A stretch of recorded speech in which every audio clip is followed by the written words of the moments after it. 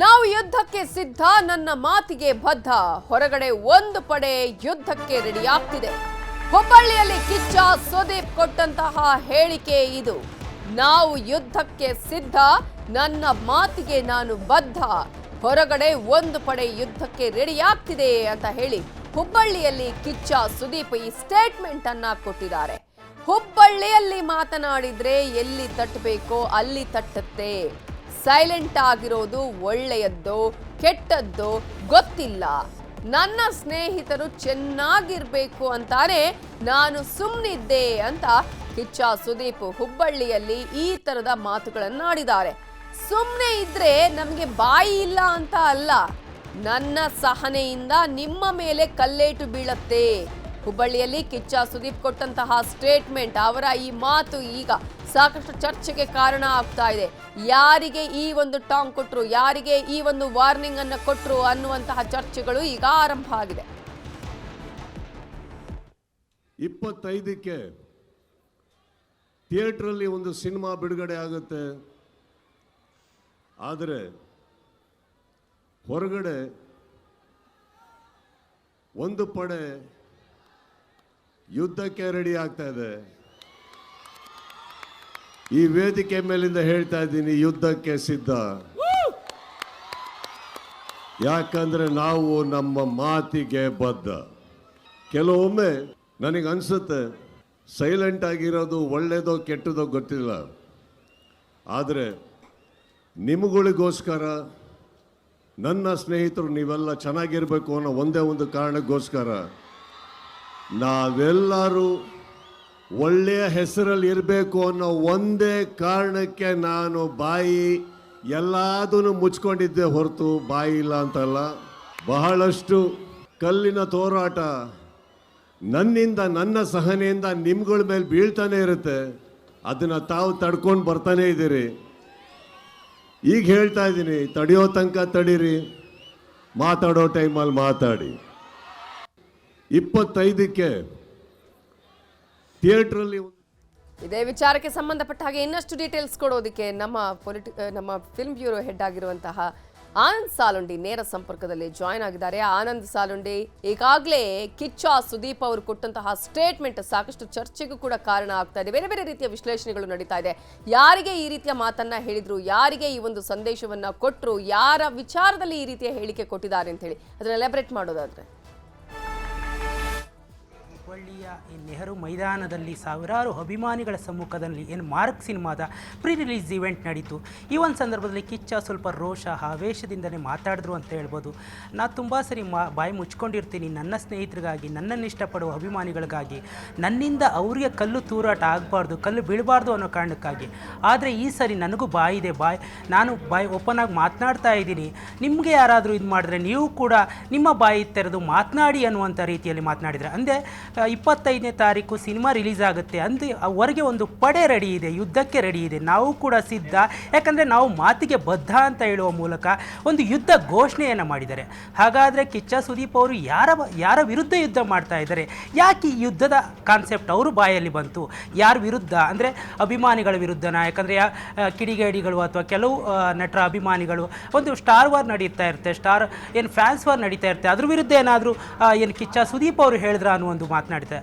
ಆದರೆ ಚಿತ್ರರಂಗದಲ್ಲಿ ಯುದ್ಧ ಆಗಬೇಕಾಗಿದೆ. ಯಾಕಂದರೆ ಯುದ್ಧ ಅಂದರೆ OTTಗೆ ಸಿನಿಮಾಗಳು ತಗೋತಾ ಇಲ್ಲ, ಸ್ಯಾಟಲೈಟ್ ರೈಟ್ಸ್ ತಗೋತಾ ಇಲ್ಲ, ಅಥವಾ ಥಿಯೇಟ್ರಿಗೆ ಕರೆಸೋದೇ ಜನನ ಒಂದು ಯುದ್ಧ ಆಗಿದೆ. ಇಂಥ ಸಂದರ್ಭದಲ್ಲಿ ಇಡೀ ಚಿತ್ರರಂಗ ಒಗ್ಗಟ್ಟಾಗಿ ಒಂದು ಯುದ್ಧ ಮಾಡಬೇಕಾಗಿದೆ. ನೆಟ್ಫ್ಲಿಕ್ಸು ಹೈದರಾಬಾದ್ನಲ್ಲಿ ಒಂದು ಸಂಸ್ಥೆನ ಓಪನ್ ಮಾಡುತ್ತೆ, ಆಫೀಸ್ನ ಓಪನ್ ಮಾಡುತ್ತೆ. ಅಮೆಝಾನ್ ಪ್ರೈಮ್ನಲ್ಲಿ ಕನ್ನಡ ಸಿನಿಮಾಗಳನ್ನ ಮೊದಲೆಲ್ಲ ತಗೊಳ್ತಾ ಇದ್ರು. ಆದರೆ ಈಗೀಗ ಅಲ್ಲೂ ಕೂಡ ಪೇಪರ್ ವ್ಯೂಸ್ ಅಂತ ಬಂದಿದೆ, ಅಲ್ಲೂ ಒಂದು ಲಿಮಿಟ್ ಆಗಿದೆ. ಹೀಗಾಗಿ ಚಿತ್ರರಂಗಕ್ಕೆ ಏನು ಬೇಕು ಅದಕ್ಕೆ ಕಿಚ್ಚ ಸುದೀಪ್ ಅವರು ಒಬ್ಬರೇ ಅಲ್ಲ, ಇಡೀ ಚಿತ್ರರಂಗ ಸೇರಿ ಒಂದು ಯುದ್ಧ ಮಾಡಬೇಕಾಗಿದೆ. ಇಂಥ ಸಂದರ್ಭದಲ್ಲಿ ಫ್ಯಾನ್ಸ್ ವಾರು, ಅಭಿಮಾನಿಗಳ ವಾರಿಂದ ಚಿತ್ರರಂಗಕ್ಕೆ ಯಾವುದೇ ರೀತಿಯಾದ ಲಾಭ ಅಂತೂ ಇಲ್ಲ. ಹೀಗಿರುವಾಗ ಕಿಚ್ಚ ಸುದೀಪ್ ಅಂತ ಒಬ್ಬ ಸ್ಟಾರ್ ನಟರು ಯಾಕಾಗಿ ಯುದ್ಧ ಅನ್ನುವಂಥ ಪದವನ್ನು ಯೂಸ್ ಮಾಡಿದ್ರು? ಯಾರ ವಿರುದ್ಧ ಯುದ್ಧ ಮಾಡ್ತಾರೆ ಕಿಚ್ಚ ಸುದೀಪ್? ಯಾಕಂದರೆ ಕಿಚ್ಚ ಸುದೀಪ್ ಅವ್ರನ್ನ ನಮ್ಮೆಲ್ಲರೂ ಅಂದ್ಕೊಂಡಿದ್ದೀವಿ, ಎಲ್ರಿಗೂ ಗೊತ್ತಿದೆ, ಅವರು ನಡೆಯಲ್ಲಿ ಮಾಣಿಕ್ಯ, ನುಡಿಯಲ್ಲಿ ಚಾಣಕ್ಯ ಅನ್ನೋ ಥರ. ಅಂದರೆ ಅವ್ರ ಮಾತನ್ನು ಕೇಳೋಕ್ಕೆ ಒಂದು ರೀತಿ ಇಷ್ಟ ಆಗುತ್ತೆ, ಅವ್ರ ಮಾತಲ್ಲಿ ಒಂದು ಮೆಚುರಿಟಿ ಇರುತ್ತೆ, ಒಂದು ಪ್ರೌಢಿಮೆ ಇರುತ್ತೆ. ಇಂಥ ಸುದೀಪ್ ಅವರು ಯುದ್ಧ ಘೋಷಣೆ ಮಾಡಿದ್ದಾರೆ ಅಂದರೆ ಯಾರ ವಿರುದ್ಧ ಹಂಗಾದರೆ? ಯಾಕಂದರೆ ಆದರೆ ಖಂಡಿತ ನಿಜ, ಸಾಮಾಜಿಕ ಜಾಲತಾಣಗಳಲ್ಲಿ ಕೆಲವು ಕಿಡಿಗೇಡಿಗಳು ಟ್ರೋಲ್ ಮಾಡ್ತಾ ಇರ್ತಾರೆ, ಒಂದು ಸಿನಿಮಾನ ಬೀಳಿಸುವಂಥ ಪ್ರಯತ್ನ ಮಾಡ್ತಾ ಇರ್ತಾರೆ. ಇದರ ನಡುವೆ ಪೈರಸಿ ಆಗ್ತಾ ಇರುತ್ತೆ. ಇಂಥವ್ರ ವಿರುದ್ಧ ಏನು ಯುದ್ಧ ಸಾರಿದ್ರ ಕಿಚ್ಚ ಸುದೀಪ್ ಅವರು? ಇದೆಲ್ಲದರ ನಡುವೆ ಒಂದು ಸ್ಟಾರ್ ವಾರ್ಗೆ ಏನಾದರೂ ಇದು ಕಾರಣ ಆಗುತ್ತಾ? ಖಂಡಿತ ಸ್ಟಾರ್ ವಾರ್ ಅನ್ನೋದು ಯಾವ ಚಿತ್ರರಂಗಕ್ಕೂ ಒಳ್ಳೆ ರೀತಿಯ ಬೆಳವಣಿಗೆ ಅಂತೂ ಅಲ್ವೇ ಅಲ್ಲ. ಯಾಕಂದರೆ ಮಲಯಾಳಂ ಚಿತ್ರರಂಗದಲ್ಲಿ ಅಭಿಮಾನಿಗಳ ವಾರಿರಲ್ಲ, ಸ್ಟಾರ್ ವಾರಿರಲ್ಲ. ಆ ಚಿತ್ರರಂಗ ಎಷ್ಟು ಆರೋಗ್ಯಕರವಾಗಿದೆ, ಎಷ್ಟು ಅದ್ಭುತವಾಗಿದೆ. ಹೀಗಿರುವಾಗ ನಮ್ಮ ಚಿತ್ರರಂಗ ಕೂಡ ಒಗ್ಗಟ್ಟಿನಿಂದ ಎಲ್ಲರನ್ನೂ ಫೇಸ್ ಮಾಡಬೇಕಾಗಿದೆ. ಚಿತ್ರರಂಗಕ್ಕೆ ಏನು ಸವಲತ್ತುಗಳು ಬೇಕಾಗಿದೆ ಅದನ್ನು ಪಡ್ಕೋಬೇಕಾಗಿದೆ. ಇದಕ್ಕೆ ಚಿತ್ರರಂಗ ಒಂದು ಯುದ್ಧ ಮಾಡಬೇಕಿದೆ. ಬಟ್ ಅದು ಕಿಚ್ಚ ಸುದೀಪ್ ಅವರು ಒಬ್ಬರೇ ಅಲ್ಲ, ಎಲ್ಲರೂ ಸೇರಿ ಯುದ್ಧ ಮಾಡಬೇಕಾಗಿದೆ. ನವಿತಾ ಜೈನ್, ಈಗ ನೀವೇ ಹೇಳೋದಾದ್ರೆ ಈಗ ಪೈರಸಿಯ ವಿಚಾರ ಆಗಿರ್ಬೋದು ಅಥವಾ OTTಗಳಲ್ಲಿ ಕನ್ನಡ ಸಿನಿಮಾ ತೆಗೆದುಕೊಳ್ತಾ ಇಲ್ಲ ಅನ್ನುವಂಥ ವಿಚಾರ ಆಗಿದ್ದಿದ್ರೆ ನೇರವಾಗಿ ಹೇಳಬಹುದಾಗಿತ್ತಲ್ಲ. ಈ ಯುದ್ಧ ಬದ್ಧತೆಯ ಮಾತನ್ನ ಈ ರೀತಿಯಾಗಿ ಹೇಳುವ ಅವಶ್ಯಕತೆ ಇತ್ತ? ಇದು ಒಂದು ಟೀಮ್ ಈಗಾಗಲೇ ಹೊರಗಡೆ ಒಂದು ಪಡೆ ಯುದ್ಧಕ್ಕೆ ರೆಡಿ ಇದೆ ಅನ್ನೋದನ್ನ ಹೇಳೋದ್ರ ಮೂಲಕ 27ನೇ ತಾರೀಕು ಏನು ಆಗುತ್ತೋ ಆವತ್ತಿನಿಂದ ಯುದ್ಧ ಶುರು ಅನ್ನುವಂತಹ ಮೆಸೇಜ್ ಅನ್ನ ಪಾಸ್ ಮಾಡಿದ್ರ ಹೇಗೆ ಅಂತ? ಎಸ್ ನವಿತಾ ಜೈನ್, ಒಂದು ವೇಳೆ ಇಚ್ಛಾಪೂರ್ವಕವಾಗಿ ಮನಸ್ಪೂರ್ವಕವಾಗಿ ಯಾವುದೋ ಒಬ್ಬ ಸ್ಟಾರು ಆ ನಟರ ಅಭಿಮಾನಿಗಳ ವಿರುದ್ಧ ಏನಾದರೂ ಕಿಚ್ಚ ಸುದೀಪ್ ಅವರು ಯುದ್ಧ ಘೋಷಣೆ ಮಾಡಿದ್ದೆ ಆದರೆ ಅದು ಖಂಡಿತ ಚಿತ್ರರಂಗಕ್ಕೆ ಲಾಭ ಅಂತೂ ಅಲ್ಲ. ಯಾಕಂದರೆ ಒಂದು ಚಿತ್ರರಂಗಕ್ಕೆ, ಕನ್ನಡ ಚಿತ್ರರಂಗದಲ್ಲಿ ಕನ್ನಡ ಸಿನಿಮಾಗಳನ್ನ ನೋಡುವಂಥ ಅಭಿಮಾನಿಗಳು ಅಥವಾ ಸಿನಿರಸಿಕರು ತುಂಬಾ ಕಡಿಮೆ. ಅದರ ನಡುವೆ ಆ ಸ್ಟಾರು ಈ ಸ್ಟಾರು ಅಂತ ಫ್ಯಾನ್ ವಾರ್ ನಡೀತಾ ಇದ್ದರೆ ಚಿತ್ರಮಂದಿರಕ್ಕೆ ಅಭಿಮಾನಿಗಳು, ಸಿನಿಮಾ ರಸಿಕರು ಬರೋದು ಕಡಿಮೆ ಆಗುತ್ತೆ. ಅದರಿಂದ ಎಲ್ಲ ಸಿನಿಮಾಗಳಿಗೂ ತುಂಬ ತೊಂದರೆನೇ ಆಗುತ್ತೆ. ಎಲ್ಲರೂ ಒಗ್ಗಟ್ಟಾಗಿ ಹೋಗಿ ಎಲ್ಲ ಅಭಿಮಾನಿಗಳು ಸಿನಿಮಾ ನೋಡಿದ್ರೇ ಒಂದು ಸಿನಿಮಾ ಗೆಲ್ಲೋದು. ಹೀಗಿರುವಾಗ ಎಲ್ಲರೂ ಸಿನಿಮಾ ನೋಡಿ ಅಂತ ಹೇಳ್ಬೋದು, ಅದು ಸಿನಿಮಾಗೆ ಪ್ರೋತ್ಸಾಹಿಸಿ ಅಂತ ಹೇಳ್ಬೋದು.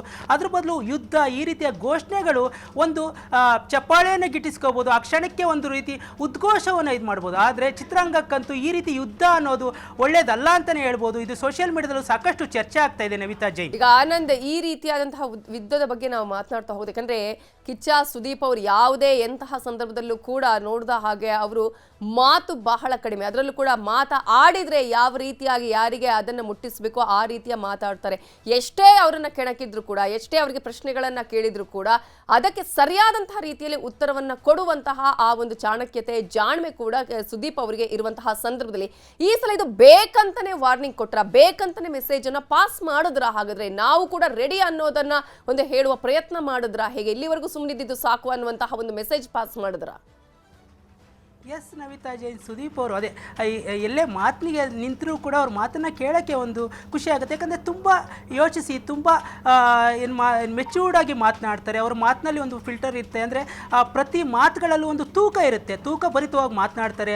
ಆಗಲೇ ಹೇಳ್ದಂಗೆ ನಡೆಯಲಿ ಚಾಣಕ್ಯ, ನುಡಿಯಲಿ ಮಾಣಿಕ್ಯ ಅಂತಲೇ ಅವ್ರನ್ನ ಕರಿತೀವಿ. ಇಂಥ ಸುದೀಪ್ ಅವರು ಈಗ ಯಾಕೆ ಯುದ್ಧದ ಮಾತನಾಡಿದ್ರು ಅಂದರೆ, ಅಭಿಮಾನಿಗಳು ಇದರಿಂದ ಕೆರಳೋದಾದರೆ, ಬೇರೆ ಬೇರೆ ಅಭಿಮಾನಿಗಳ ರೀತಿ ಒಂದು ಯುದ್ಧಕ್ಕೆ ನಿಂತರೆ ಅದು ಯಾವ ರೀತಿ ಆಗುತ್ತೆ? ಸ್ಟಾರ್ ವಾರ್, ಫ್ಯಾನ್ಸ್ ವಾರ್ ಆಗುತ್ತೆ. ಅದು ಇನ್ನೊಂದು ರೀತಿಯಾಗಿ ಬೇರೆ ಬೇರೆ ಹಂತಕ್ಕೆ ತಗೊಂಡೋಗುತ್ತೆ. ಅದು ಒಂದು ಕಲುಷಿತ ವಾತಾವರಣವನ್ನು ನಿರ್ಮಾಣ ಮಾಡುವಂಥ ಸಾಧ್ಯತೆಯೇ ಹೆಚ್ಚಾಗಿರೋದ್ರಿಂದ ಈ ರೀತಿಯ ಮಾತು ಬೇಕಾಗಿತ್ತ ಅನ್ನೋ ಒಂದು ಕ್ವಶನ್ ಮಾರ್ಕ್ ಕೂಡ ಉಂಟಾಗುತ್ತೆ. Navita Jain, okay, thank you Anand ಸಾಲ್ ಡೀಟೇಲ್ಸ್ಗೆ. ಈ ಜರ್ನಿಯಲ್ಲಿ 25ಕ್ಕೆ ಥಿಯೇಟ್ರಲ್ಲಿ ಒಂದು ಸಿನಿಮಾ ಬಿಡುಗಡೆ ಆಗುತ್ತೆ. ಆದರೆ ಹೊರಗಡೆ ಒಂದು ಪಡೆ ಯುದ್ಧಕ್ಕೆ ರೆಡಿ ಆಗ್ತಾ ಇದೆ. ಈ ವೇದಿಕೆ ಮೇಲಿಂದ ಹೇಳ್ತಾ ಇದ್ದೀನಿ, ಯುದ್ಧಕ್ಕೆ ಸಿದ್ಧ. ಯಾಕಂದ್ರೆ ನಾವು ನಮ್ಮ ಮಾತಿಗೆ ಬದ್ಧ. ಕೆಲವು ಮಾತು ಹುಬ್ಬಳ್ಳಿಗೆ ಬಂದು ಇಲ್ಲಿ ವೇದಿಕೆ ಮೇಲೆ ಮಾತಾಡಿದ್ರೆ ಇಡೀ ಕರ್ನಾಟಕಕ್ಕೆ ಎಲ್ಲಿ ತಟ್ಟಬೇಕೋ ತಟ್ಟುತ್ತೆ, ಹೇಗೆ ತಟ್ಟಬೇಕೋ ತಟ್ಟುತ್ತೆ, ಯಾವ ಭರ್ಜರಿಯಲ್ಲಿ ತಟ್ಟಬೇಕೋ ತಟ್ಟುತ್ತೆ ಅನ್ನೋ ಒಂದು ಕಾರಣಕ್ಕೆ ಕೆಲವೊಮ್ಮೆ ನನಗೆ ಅನಿಸುತ್ತೆ ಸೈಲೆಂಟ್ ಆಗಿರೋದು ಒಳ್ಳೆಯದೋ ಕೆಟ್ಟದೋ ಗೊತ್ತಿಲ್ಲ. ಆದರೆ ನಿಮಗಳಿಗೋಸ್ಕರ, ನನ್ನ ಸ್ನೇಹಿತರು ನೀವೆಲ್ಲ ಚೆನ್ನಾಗಿರಬೇಕು ಅನ್ನೋ ಒಂದೇ ಒಂದು ಕಾರಣಕ್ಕೋಸ್ಕರ, ನಾವೆಲ್ಲರೂ ಒಳ್ಳೆಯ ಹೆಸರಲ್ಲಿ ಇರಬೇಕು ಅನ್ನೋ ಒಂದೇ ಕಾರಣಕ್ಕೆ ನಾನು ಬಾಯಿ ಎಲ್ಲದನ್ನು ಮುಚ್ಕೊಂಡಿದ್ದೆ ಹೊರತು ಬಾಯಿ ಇಲ್ಲ ಅಂತಲ್ಲ. ಬಹಳಷ್ಟು ಕಲ್ಲಿನ ತೋರಾಟ ನನ್ನಿಂದ, ನನ್ನ ಸಹನೆಯಿಂದ ನಿಮ್ಗಳ ಮೇಲೆ ಬೀಳ್ತಾನೆ ಇರುತ್ತೆ. ಅದನ್ನು ತಾವು ತಡ್ಕೊಂಡು ಬರ್ತಾನೆ ಇದ್ದೀರಿ. ಈಗ ಹೇಳ್ತಾ ಇದ್ದೀನಿ, ತಡೆಯೋ ತನಕ ತಡೀರಿ, ಮಾತಾಡೋ ಟೈಮಲ್ಲಿ ಮಾತಾಡಿ.